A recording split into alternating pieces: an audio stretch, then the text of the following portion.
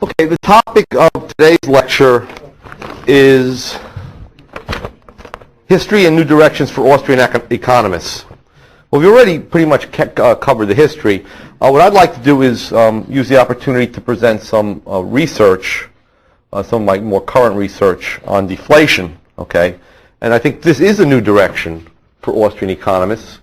Up until very recently, Austrians, even Mises and Rothbard, have opposed certain types of deflation, okay?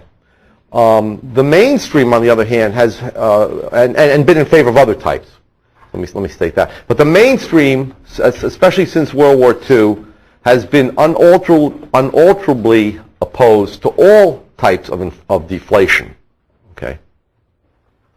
So, but that's beginning to change now. In fact, let me start by just drawing your attention to an article that just came out in the AER. Let me see if I have a copy of it. And I wrote a little report in this article that is the Mises Daily article today on deflation and depression. Where's the link? It used to be accepted as gospel truth that deflation caused depression. Okay. Once again, since the onset of the Keynesian revolution. But now economists are starting to look again at that link. And some of them, okay, even some Federal Reserve banks, have pointed out that some types of deflation are benevolent or good, okay, or benign. And other types continue to be, according to them, malevolent. One of the reasons that they're reassessing their view on deflation and its impact on the economic activity and on social welfare is because China has been going through what's called a growth deflation right now, in which there's been a fall in prices over the last few years, year after year, and that's coexisting with a very high rate of growth. Okay, so it's called a growth deflation. So there are two Federal Reserve regional banks in their reviews, two of the better ones, the Cleveland Federal Reserve Bank and the St. Louis Federal Reserve Bank, have now tried to distinguish between growth deflation that's caused by increases in the productivity of the economy, on the one hand, and deflation that is caused by other forces that they consider to be malevolent. So I think it was the St. Louis Fed recently attempted to distinguish between the sort of the Chinese deflation, which they thought was a good growth deflation, and the Japanese deflation. No, that isn't really even a deflation. It's just that the prices are rising at very low levels, which they call the corrosive deflation. But in any case, there's to get to the article that I'm talking about, two economists associated with the Minneapolis Federal Reserve Bank, another of the more or less enlightened regional Federal Reserve banks. Their names are Atkinson and Keogh. Atkinson teaches, they have impeccable mainstream credentials. Atkinson teaches at UCLA, he's on the faculty there. And Keogh is in the research department of the Minneapolis Fed and is also associated with the faculty of the University of Minnesota, which are very highly ranked economics programs, both UCLA and the University of Minnesota. And what they did was they took 17 countries and they divided up their history, their economic history, for some countries going back to 1820, into 5-year periods. And they called each of these periods an episode. And some of the countries included the U.S., Germany, Great Britain, France, and so on. And what they did then was to run a very simple regression of the inflation rate. Now, in this study, deflation was defined as a negative inflation rate. Okay, so they took the average inflation rate, and if it was negative, for the 5-year period or episode, they would then say there was deflation if it was negative. And they also took the growth rate.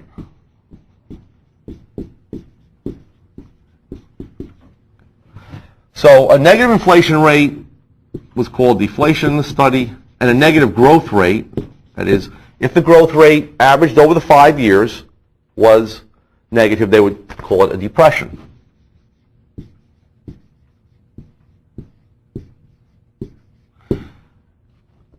And it was the years also, by the way, were picked to begin or end with the years 4 or 9. Now, the reason why they did that was so that they could include the Great Depression, or the worst part of the Great Depression, in one episode. And also another severe depression suffered by the U.S. from 1921, 1922. That was included in an episode. Okay. And the regression was very simple. What they did was that they regressed the growth rate. Okay, that was the dependent variable, on the inflation rate and a constant. Okay, it was a simple statistical correlation was really all it was.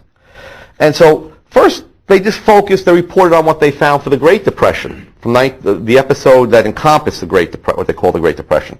Okay, they had 16 countries for which data were available, and even though all of these 16 countries during that 5-year period experienced deflation, only half of them had a depression. Okay, and that's the worst episode of all the episodes that they reported on. Okay, and basically they found that overall for all countries there was a 1 percentage point reduction in inflation was associated with a 0.4 percentage point reduction in output growth.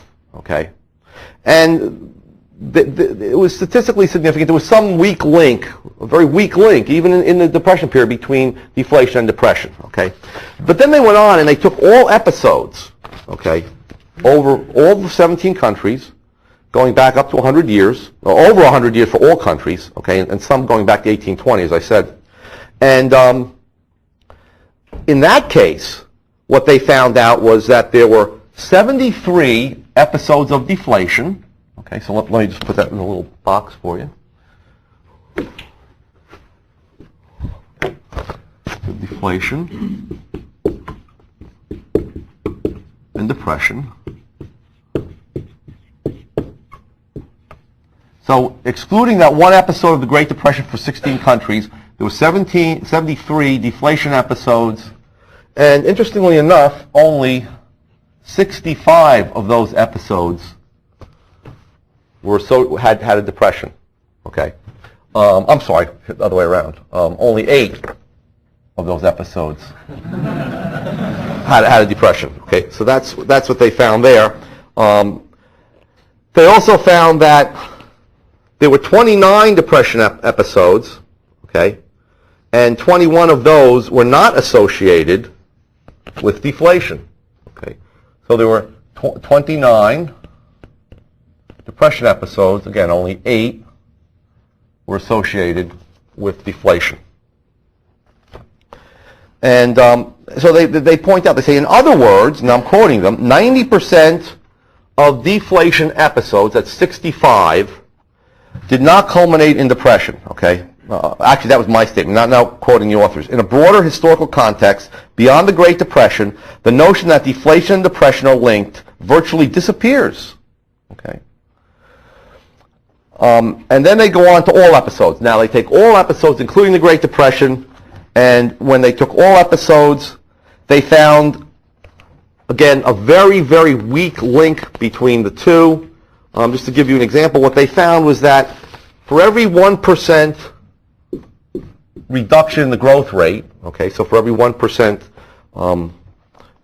decrease in deflation, let's say, the effect on, this is the inflation rate, the effect on the growth rate was 0.08 percentage points. Now what does that mean? That means if an economy is growing initially at 3% per year, okay, that's the rate of growth, that's about the normal rate of growth of the U.S. economy, it would take about if you took 30% deflation, okay, multiply that times 0.08, And what you would get is a reduction in this growth rate to 0.60%. Okay. Meaning this, that even though it might be statistically significant, you would have to have a massive deflation, and you wouldn't even get a depression with a massive deflation starting off from a normal growth rate. It would still be a slightly positive growth rate. So, though there's some link, it's extremely weak. And since during this period, from 1929 to 1934, deflation was only 5% per year, there's no way that a 5% change or a 5% per year deflation can explain the tremendous shrinkage of the economy. The 25% reduction in the growth rate over those years, okay? Because 5% wouldn't even cause and since the economy was growing in the 1920s at 5 and 6% per year, it wouldn't even lower the growth rate by 1%. So let me just read you the conclusions of this study. Okay, so these two very mainstream economists conclude the data suggests that deflation is not closely related to depressions. A broad historical look finds more periods of deflation with reasonable growth, okay, than with depression, and many more periods of depression with inflation than deflation. So you have 21, obviously, that were associated with inflation, and only 8 with deflation. Okay. So they go on to say, overall, the data show virtually no link between deflation and depression. Now, this is now they do caution readers. They say, look, this is we're simply looking at the raw data. We haven't employed any sophisticated econometric methods to tease out more sophisticated conclusions, okay, about the link between deflation and depression. Now, they're not even talking about causality here at all. They're just talking about a pure empirical relationship between these two events, depression and deflation. And this empirical relationship was taken for granted. Okay, of course, yes. Most of the times in history, when you have deflation, you have depression. But from their study, that's certainly not true. And so they do apologize. They say, well, maybe more sophisticated methods can bring, can give us greater insight into the link between the two. But in fact, from the Austrian point of view, as Murray Rothbard has always argued, the closer you are to the raw data, the better it is. Because it's the raw data, the actual prices, that are unaveraged, unsmoothed, unmanipulated, that are the unique outcome of the interaction of individual human beings on markets. So this is, for the Austrians, this is a strong study, okay? Precisely because there aren't sophisticated econometric techniques used to massage the data and so on. So now, does this prove the Austrian theory in some way is correct? No, it doesn't. But it is illustrative, okay? It does illustrate something. It illustrates that deflation is perfectly consistent with a healthy, growing economy, on the one hand. And it also illustrates another point that's made by Austrians, that depression is not necessarily associated with deflation. Now, it doesn't prove the Austrian theory that you have to have a business cycle, you must first have inflation, and it's inflation that, by distorting interest rates and causing entrepreneurs to invest in higher order goods at the expense of lower order and consumer goods, that brings about the later recession. Okay, so this study doesn't prove any sort of causality, nor do they pretend that they do. Okay, on the other hand, it does cause the Friedman view. It does cause problems for Friedman's view. Okay, Milton Friedman and Anna Schwartz wrote a very famous book almost exactly 40 years ago. It appeared in print. It was called A Monetary History of the U.S. And interestingly enough, this book was a purely empirical book. The very first line of the book reads something like, this is a book about the U.S. money stock. It's not about human beings, it's about the U.S. money stock. Okay? So it's a purely empirical book, and they use one country, the U.S., and their correlations are based on data that go from something like 1860, I believe I have it here, to 19... I'm sorry, 1857 to 1960, okay? This study uses a much broader sample of data and a longer sample of data. So this spells serious problems for the Friedmanite explanation. And in fact, there was just a Festschrift for this book in the Cato Journal, okay? Cato being a free market think tank in Washington. And in it, Friedman wrote, the most controversial of our major themes, which is our attribution to the Federal Reserve of a major share of the responsibility for the 1929-1933 contraction, has become almost conventional wisdom. And he's right about that. Most economists now accept that the reason why the U.S. had a Great Depression was because of mistakes in monetary policy made by the Fed and exacerbated by the international gold standard. Right? But what this study shows us is that very few of depression episodes are linked with deflation. Okay, so it's back to the drawing board for Friedman. Okay. So that I wanted to start with that, and then talk a little bit more about the theoretical aspects of deflation, because I've done some work on this. And what I tried to do in an article I recently wrote on deflation, it's called An Austrian Taxonomy of Deflation with Applications to the U.S., was to show that there are different types of deflation, and they have different effects on economic efficiency and consumer welfare. Okay, and I classified deflation in 4 ways. Okay, and they're listed up here. The first 3 ways, for the most part, scare the bejesus out of mainstream economists. They're very now this is changing with growth deflation, but they believe all of these types of deflation have devastating effects for the economy. Okay, and yet they don't talk about confiscatory deflation. Okay, and confiscatory deflation, as I'll show you, involves a gross violation of property rights and causes tremendous distortions of the economy. And the latest one occurred in Argentina a few years ago. But in the case of this type of deflation, the IMF is behind it, mainstream economists are behind it. They call it austerity measures. Okay, and this is the good kind of deflation according to them. But in fact, no one only Murray Rothbard, of anyone of any economist that has written, has identified and pointed out the negative implications of this type of deflation for an economy. Okay. But when did the deflation? When did deflation phobia start? This fear that has been expressed by economists, politicians, the press, that our economy, the U.S. economy, was on a precipice of deflation. Well, it all began in 1999 or so. We had a few months when the price level was had actually declined. That is, when the inflation rate was actually negative. Just a few months in the middle of the summer of 1999. And beginning late in 1999, we began to get these hysterical articles, okay, worrying about deflation. Most of them were written initially by supply-siders, supposedly free market economists. Okay. And let me just read you some of the interesting titles.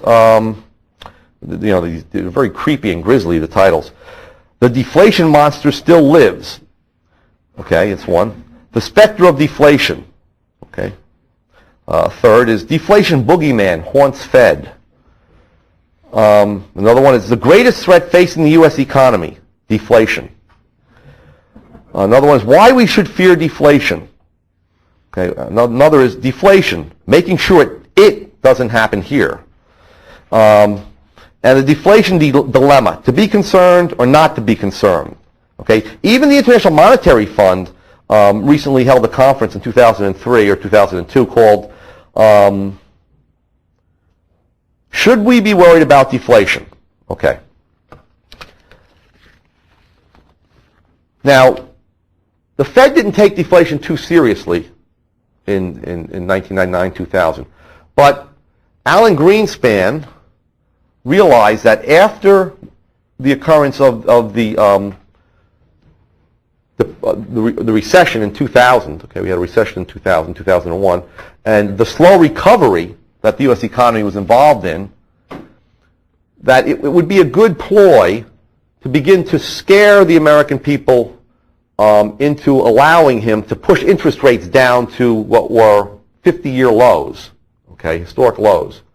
So that at the beginning of 2003, actually right at the end of 2002, he sent out one of his top economists, Ben Bernanke, to give a speech before a very prestigious conference of businessmen, okay? And in that speech, Bernanke more or less sounded the alarm about deflation. Now, Greenspan didn't weigh in until later on, okay? He's a very careful man. What he wanted to do was to see the response to the talk. But the talk itself is fairly scary. I mean, some of the things that Bernanke says in this talk, and if I just read you a little bit of it, let's see. Actually, I don't really have the, oh yes, I do. I have it here. No, I don't have it here, but what he basically says is the following. Bernanke says, he assures his audience that, in fact, the Fed has enough tools, even with the interest rate very low, even with the interest rate near zero, they still have many, many different tools with which to fight deflation, with which to prevent deflation. And he lists 4 or 5 of them. He says, look, we can just go into the market, and we don't just have to buy American government securities, okay?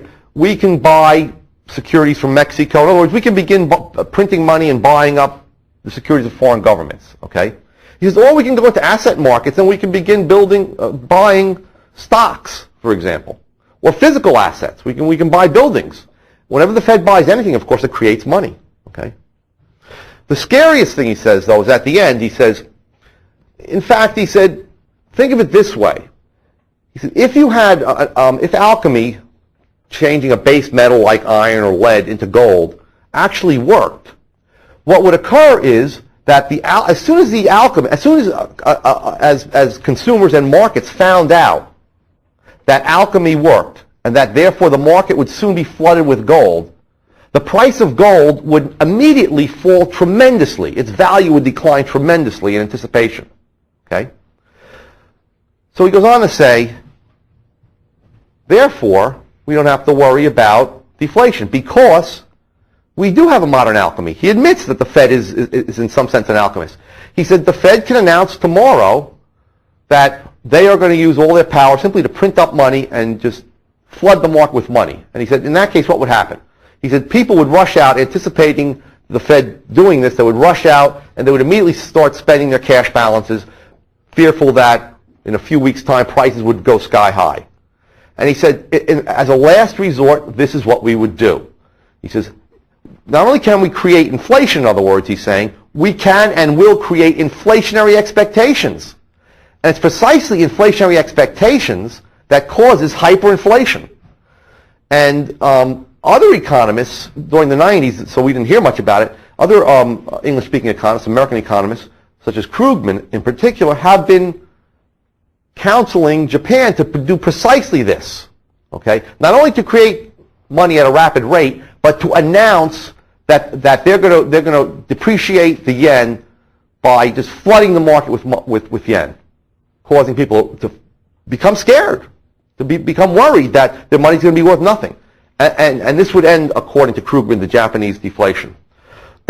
So now Bernanke is on the board of governors of the Fed, and he has been rumored to be an heir to Alan Greenspan when he steps down or dies or just rigidifies and never moves again. He looks like he's slowing down to me. Now that's truly scary. Okay, that a governor of the Fed would make that statement. All right, now that was in November of 2003. Then in April or so, there was a slight downturn in retail sales, April 2003, and then maybe there was a fall in producers' prices. It was just a small tick down. Okay, so this is where Greenspan jumped in as the great crusader against deflation, and he said something like, a further reduction in the rate of inflation, not even deflation, but a further reduction in the rate of inflation would be unwelcome. That's all he said. And the markets panicked immediately because they hang on every word that Alan Greenspan utters. And everyone immediately began saying, oh, deflation's right around the corner. Okay, they read that into his remarks. Then a few weeks later, I think it was in May, he spoke before Congress, and he said, we will do everything. Once he created the hysteria and the panic, of course, and he waited a few weeks, let it grow. Then he went before Congress and he said, the Fed has more than enough tools, even with low interest rates, to fight deflation. And he lowered the interest rate more, and he talked about, he used the word, we have alternative means. And so for weeks, journalists were trying to figure out what these alternative means were, what the alternative weapons the Fed had, and all this other nonsense. Okay. Okay, so that's what started the deflation phobia. Now, Mark Thornton had fear of falling prices translated into Greek, and because it always sounds better when you sort of have a Greek or Latin name for some sort of phobia. And I think it was apophistomo. Apophysosmophobia. Yeah, say it again? Apophysosmophobia. Yeah, okay. So now we have a word to define what Greenspan is. Okay. So now let me talk about whether in fact deflation is a problem, if we have it, and then I'll just say a few words at the end whether we were ever near having a deflation. The hysteria is over now, and now they are again talking about the possibility of the return of inflation, and they should be because they've been increasing the money supply at very rapid rates since 2001 or so. So let me then begin with defining deflation. Okay, let me remind you that if you are familiar with Austrian economics, that prior to World War II, prior to the Keynesian Revolution, inflation and deflation referred to a volume, okay, and a volume of money. Okay, inflation was if you inflated something, you increased the volume of that thing. Okay, if you deflated something like a balloon, you decreased the volume. It never meant a level. Okay, when the word was used then, it meant an increase in the volume of money. Some economists use it to mean an increase in the volume of money beyond the amount of gold in the economy. Okay, but in any case, it always referred to the volume of money. It was only after the Keynesian Revolution that the word deflation began to be applied not to the quantity of money in the economy, but in fact to the price level.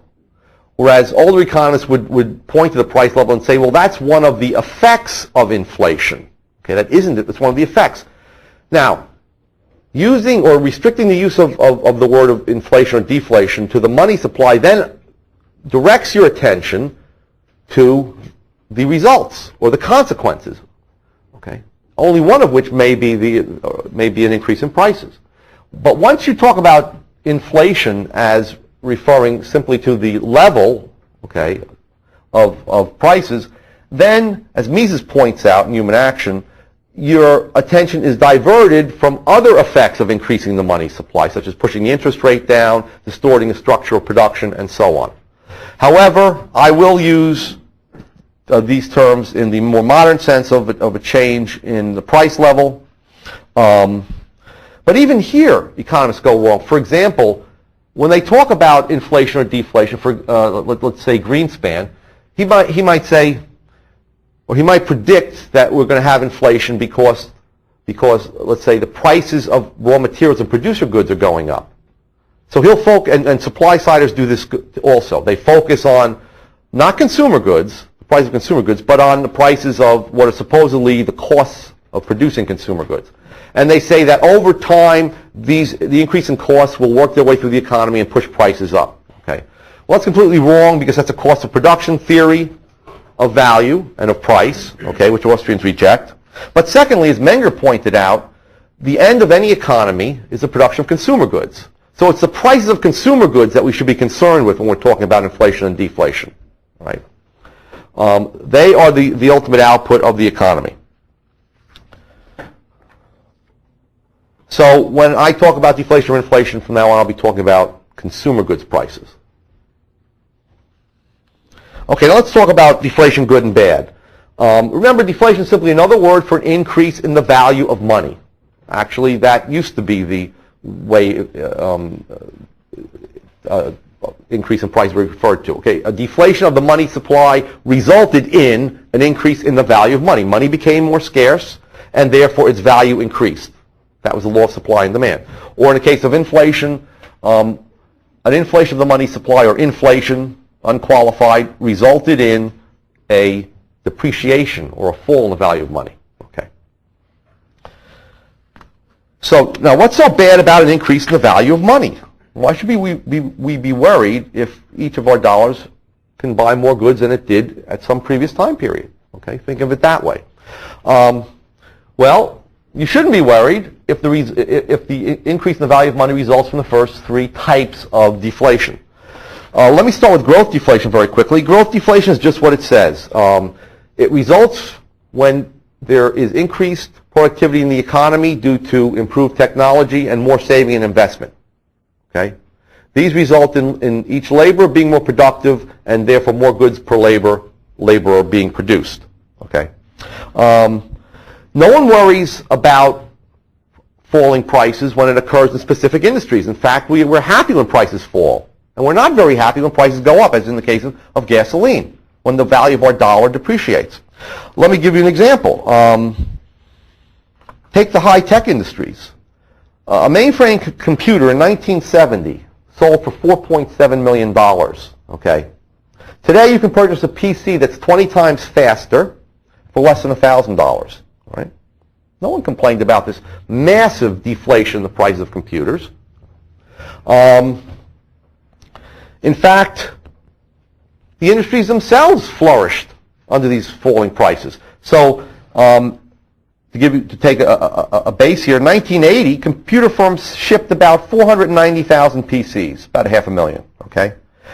Now, by 1999, their shipments exceeded 43 million units, more than 86 times as much, and yet prices fell by 90% in the meantime. Well, we know why this happened. What happened was technological improvements in the types of capital that were used, and the amount of capital that was used in the industry allowed greater productivity. So that lowered costs. More computer firms came in. There was competition that drove prices down as costs fell. So, in fact, the firms that lowered their costs more than other firms were actually earning more profits than they were at the higher prices. Also, let's take, so if everyone is happy about falling prices in particular industries, well, what about the economy as a whole? Well, let's take a few examples here. For most of the 19th century and up until World War I, we had a mild deflationary trend. Prices throughout in the U.S. and also in Great Britain fell mildly. Give you a specific example, from 1880 to 1896, the wholesale price level fell by 30%, okay, in 16 years, which works out to be near 2% per year, okay? Yet people's real income, the amount of real income they were receiving from industry, was increased by 85% or 5% per year. So while prices were falling by 2% per year, real income growth was 5% per year, okay? Illustrating one of these episodes where there's deflation, but there's very rapid growth. Recently in China, for the 4 years from 1998 to 2001, real GDP increased by 7.6% per year. It's a tremendous rate of growth. And prices fell between 1 and 3% in China for those 4 years. That was the average, okay? Or rather, that they fell by no less than 0.8% and no more than 3%. So between that, those two figures, okay? One last point about growth deflation. When you have growth deflation, when you have prices falling, does it mean that wages have to fall? No, nominal wages do not have to fall, okay? The costs fall because each worker is more productive, is producing more goods. So nominal wages can stay the same, prices will fall, and real wages will therefore rise, okay? So sound economics as well as common sense tells us that growth deflation is good. It results in the satisfaction of more human wants. We have more goods in the economy without having any less, and it results purely from voluntary exchange. So therefore, it maximizes, in some sense, in the Rothbardian sense, social utility. Okay. What about cash building deflation? Okay. Unfortunately, cash building deflation has had a bad name. The bad name is called hoarding, which has very negative connotations. Okay. Hoarding conjures up the image of some old, mean miser, in his bed, fondling all these gold coins at night, okay, and deriving direct pleasure from the money and never spending any of it, and therefore driving local retailers out of business and all this other nonsense. But in fact, if we get rid of that name, cash building deflation means that people, for whatever reason, want to increase the amount of their income or wealth that they devote to money, okay? So rather than holding consumer goods or durable consumer goods, or as many durable consumer goods, as many investments in stock and bonds, they want to hold more cash in proportion to their wealth and their income. Now, there might be a number of reasons for doing this. One might be increased uncertainty about the future, okay? This happens during times of recession, but remember, recessions are government-made anyway, so if the governments want to discourage cash building deflation in a healthy way, they can refrain from a previous inflation that will lay the groundwork for the future depression. Because people do become more worried about losing jobs in the future. They become more worried about taking pay cuts. In general, they just become more anxious. And whenever people become more anxious about the future, they do tend to build up their cash balances. Okay, but it's a rational response. It's an efficient response to a future that has become more pessimistic. Okay. There's other cases of cash building can occur as the population grows, as the economy, and you get more people establishing families and so on, and going to work, and so the demand for the money supply increases for that reason. So as you get more people, which again is a healthy thing, you get an increase in demand for cash balances. That's a long-term increase in demand. But the cash building that results from insecurity and pessimism, that disappears pretty quickly when the recession's over. So that also does not violate property rights. It's a result of voluntary actions. It increases the real value of the money supply, because as prices fall, because people are holding more money and not spending it, prices fall. That means each dollar is worth more, which is precisely what people want. With the same amount of gold in the economy, you now have each gold ounce or each dollar's worth of gold purchasing more than it did before. Okay.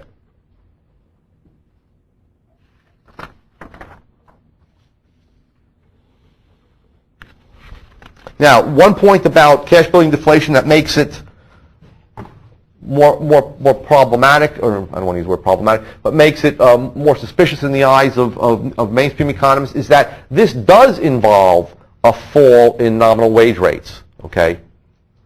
Because prices are falling, not because of increases in productivity, but because people are spending less. The demand for labor in nominal terms is going to fall, and laborers are going to have to take a nominal pay cut, but not necessarily a real pay cut. And it can lead to unemployment if and only if special privileges are given to unions or the government interferes with minimum wages. So even in that case, it's not the fault of the voluntary exchanges that result in the higher value of money, but it's a result of government not allowing this adjustment process, not allowing voluntary transactions in certain sectors of the market, the labor market to be specific. Okay. Finally, we'll come to bank credit deflation. What is called bank credit deflation typically comes about when depositors lose confidence in the banks. Bank credit deflation tended in the U.S. to occur before 1933, okay? Because by 1933 we had Federal Deposit Insurance Corporation being set up. It was at 35. In any case, it happened before 33 because the government had gone off the gold standard. The U.S. government had taken us off the gold standard by 1933. When people lose confidence in the banks, they rush to redeem their checking accounts and their savings accounts in cash, okay, in gold. And since historically the U.S. and most major industrial countries have had a classical gold standard under which that coexisted with fractional reserve banking,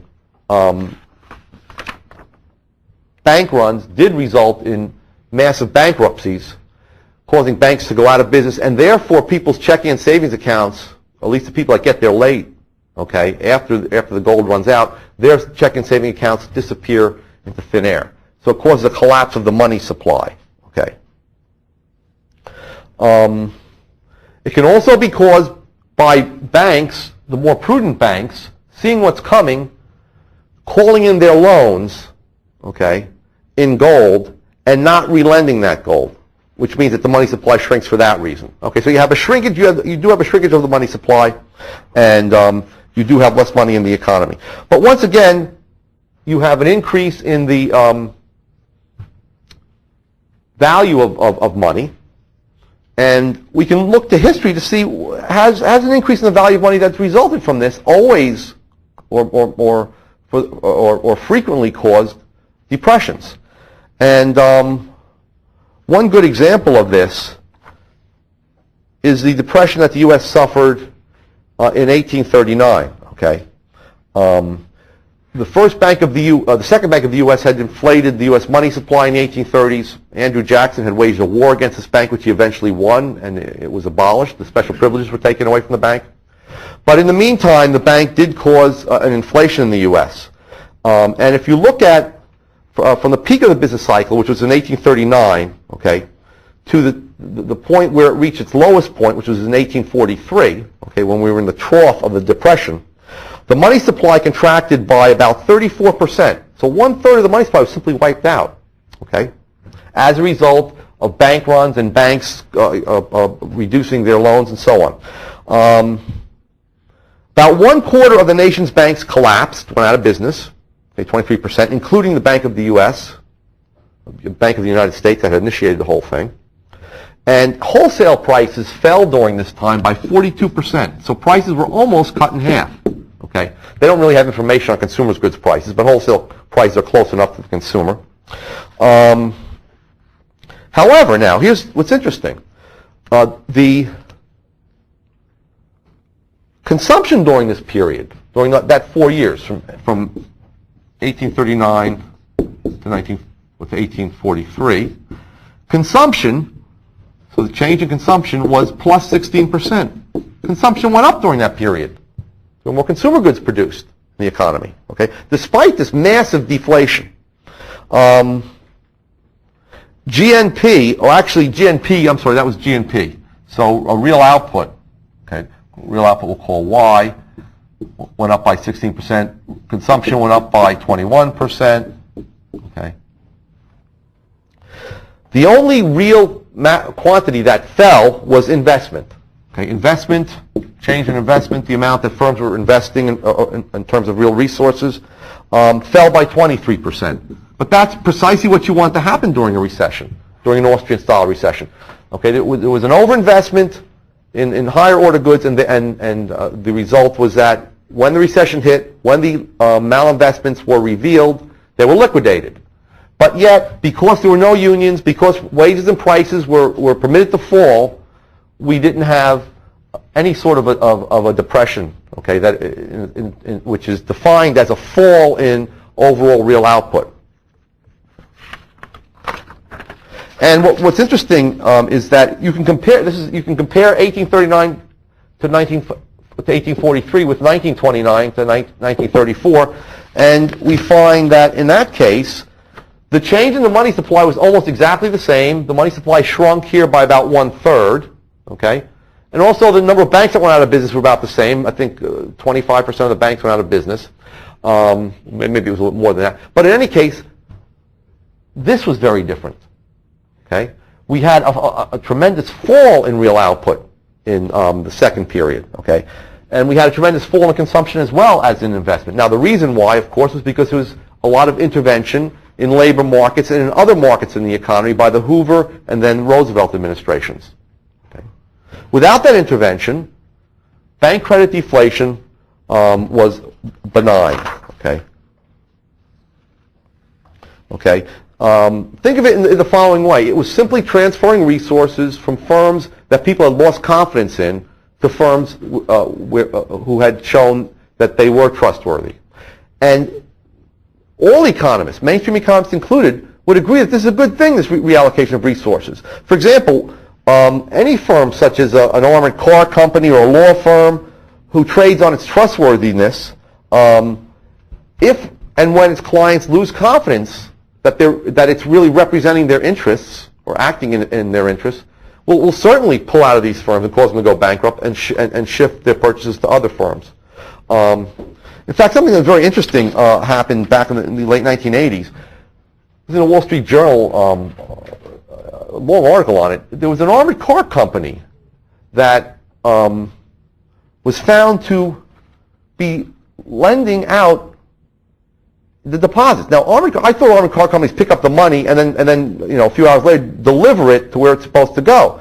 But many times they warehouse the money for up to a week. And this company was somehow investing and speculating with people's money. Okay, and that firm was, of course, as soon as it was found out that people stopped using it, but it was also charged with fraud. Okay, well that's exactly what banks do, what fractional reserve banks do. Okay, but when an armored car company did it, it was it was considered straight out fraud. Okay, the final type of deflation, now, so all these types of deflation, I think, are good. Again, from the consumer's point of view, they're consistent with people voluntarily exchanging property titles. Okay, remember, even in the case of bank credit deflation, all people are trying to do there in a bank run is to reclaim their property. You have to keep in mind that it is gold that is money. The banknotes and bank deposits are simply titles to money. If firms multiply those titles to money, then they are producing false property titles. And when people come to claim their property, the inner contradiction of fractional banking comes to the fore. Okay? And the thing collapses. I often give the example of to my MBA students of say there's a real estate and management company that is willing to build vacation homes in very, very remote areas and also to furnish them and take care of them. And let's say they build them in the wilds of Montana and so on, and they begin to sell these homes to two people, okay, to two different families, unbeknownst to one another. Okay, and assuming they know a little bit about these families, they figure they'll figure out families that want to come up there in the summer and others that will come in the winter. Okay, and so they sell the house, the fee simple to these two families. And now we would call that fraud, but I'm not as interested in the justice aspects of it as I am in sort of the existential aspects of it. There would be effects on the market that would completely distort production, because if those houses weren't sold to two people, you would have different distribution of consumer spending. Okay, people would purchase other things. You would have a different distribution of income, and so on.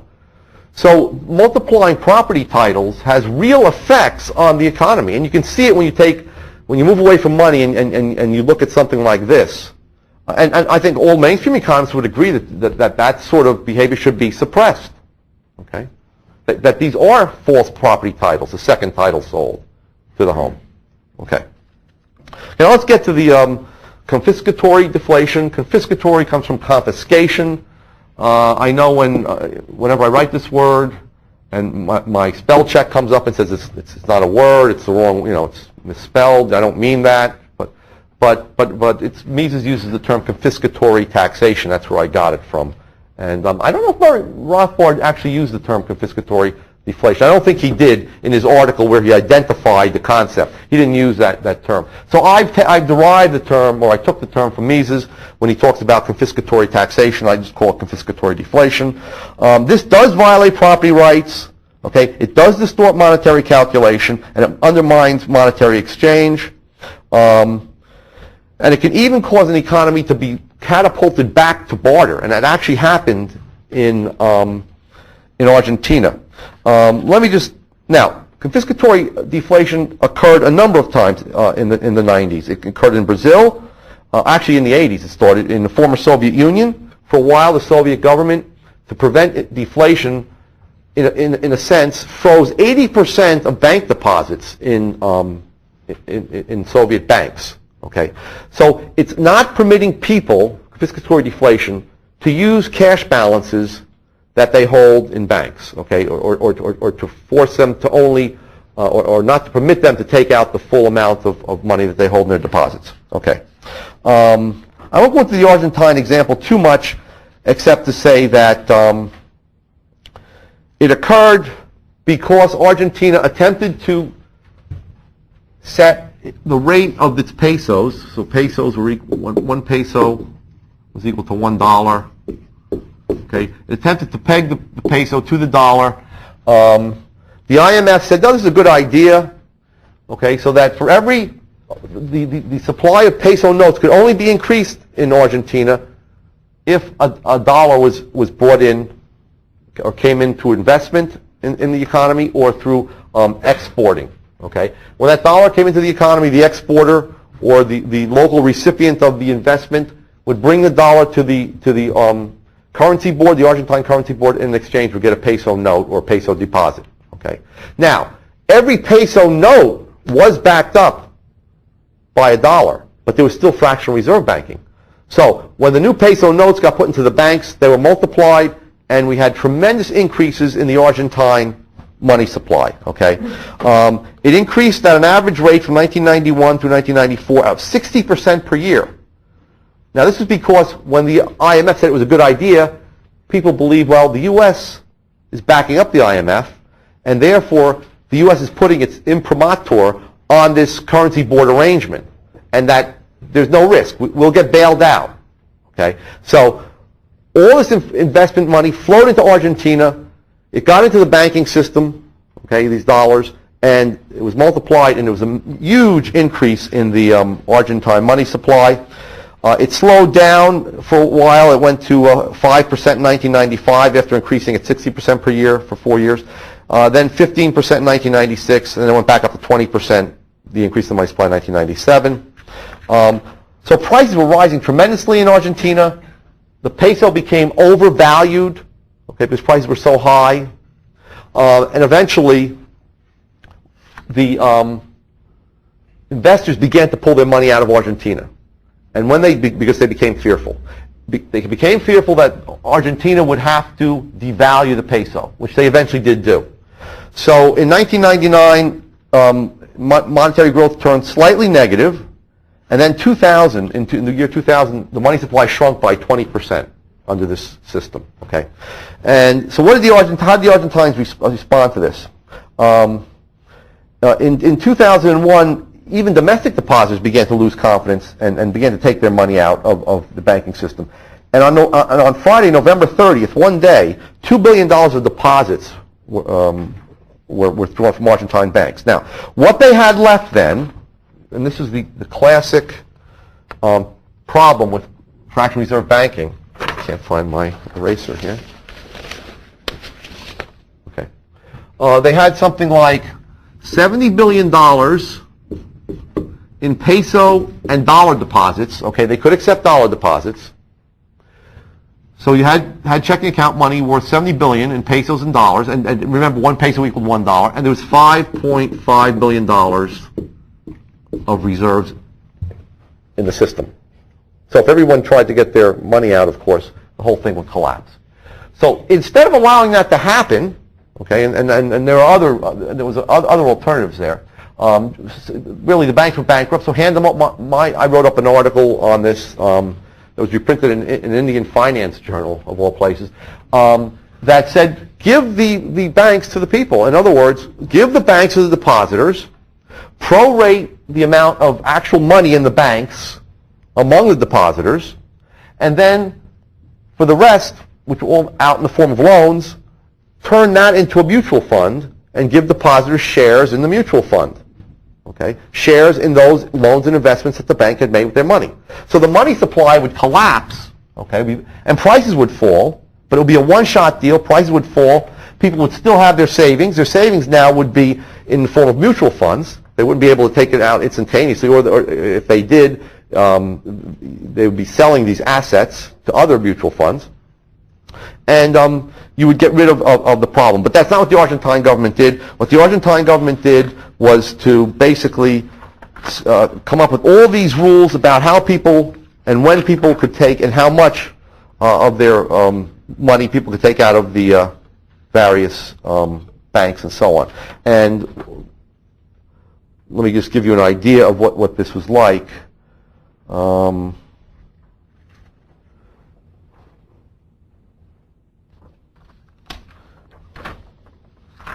Yeah. On December 1st, the day after the bank run, the economy minister, his name was Cavallo, limited cash withdrawals from banks to $250 per depositor per week for the next 90 days, and all overseas cash transfers exceeding $1,000 were to be strictly regulated. Okay, anyone who wanted to carry cash out of the country by ship or by plane was interdicted by the authorities. Now that didn't affect too much. That didn't affect people, wealthier Argentines, because they had credit cards, so they could make their purchases with credit cards. They also had checking accounts. You were allowed to write checks, but the checks couldn't be cashed. Okay, you could write checks, but you could and pay the seller, and then the balance in the bank would be credited to the seller. But no cash would come out of the banks beyond a very small amount. Unfortunately, lower income Argentines had these very, very small accounts, and it wasn't worth on the bank's time and trouble to give them checks for those. So they had non-checkable accounts, so they couldn't make any purchases. So retail trade came to a standstill. Then the government fell. There were a number of riots. 27 lives were lost. Millions of dollars of damages to private businesses. So the next government to come in froze all savings accounts above $3,000 for a year. That affected about 1/3 of the $70 billion of deposits left in the banking system. Okay. The depositors who held accounts not exceeding $5,000 would be able to withdraw their cash in 12 monthly installments starting 1 year from that time. And those with larger dollar deposits would not be able to begin cashing out until September of 2003. Okay? And then an installment spread over 2 years. So basically, they confiscated people's cash balances. Okay? And the Argentines themselves realized what was going on, and for example, a retired textile worker railed at an empty ATM machine. "That's my money inside that bank, mine." Another unidentified woman yelled at a government spokesman, "How dare you take my savings?" A salesman said, "It's as if while I'm talking to you, I'm swiping the change from your pocket," quote unquote.